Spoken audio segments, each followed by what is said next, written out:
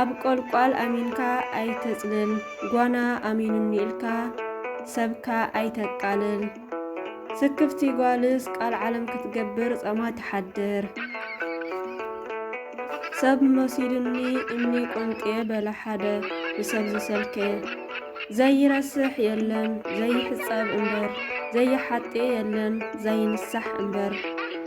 ጉሒላ ሰቢትስ እንትመጹ ንሰምዕ እንትሞቱ ንበልዕ በለት ወዲ ዓዲ ምስ ደቀሰ ጉሒላ ምስ ገሰገሰ ሃገር ተበሳበሰ መርገም ዘይጸገበ ድኻ ይብድል ጽልኢ ዘይጸገበ ሜስ ይዕድል መርዓት እንተደሊኻ ኣዲኣ ረአ መርዓዊ እንተደሊኻ ዓርክ ረአ ስብኣይ እንተጠመየ ይድቀስ ሰቢቲ እንተጠመየት ተኾርምያ ተልቅስ በርበረ ኣይኸውንን ዕጣን ዘረባ ኣይኸውንን ስልጣን ሰብ ኣይትእመኑ ዕብድ እዩ ዘመኑ ወዲ ድሙ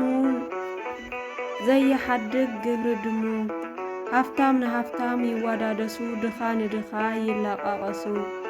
ክረምቲ ዝገይሽ ካብ ከልቢ ዘይሐሽ ኣብዘይ ዓድኻ ኣይትነፋሕ ኣብዘይ መበቆልካ ኣይትወጣሕ ከኸራ ሽሮስ ጣይታ ካብ መጎጎ ክሳብ ዝወፅእ ፍልጠት የኹርዕ ሃፍቲ የብልዕ ትኽኺት የጥልዕ ኣነ ዕንጨት የኣሪ መድረሪና ንሳ ተመን ተኣሪ መቕተሊና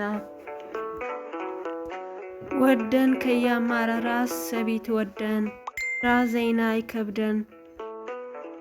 ሰብ ንሰብ ይሓምዮ ናይ ባዕሉ ስለ ዘይርአዮ እንተ በልዐት ትተፍእ እንተ ሰሓቐት ተኽፍእ ዘይወግሕ ያ መሲልዎንስ ኣብ ምድሪ መጥሓን ይሸና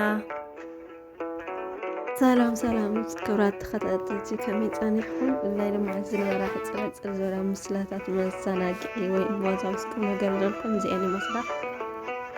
ወሰላም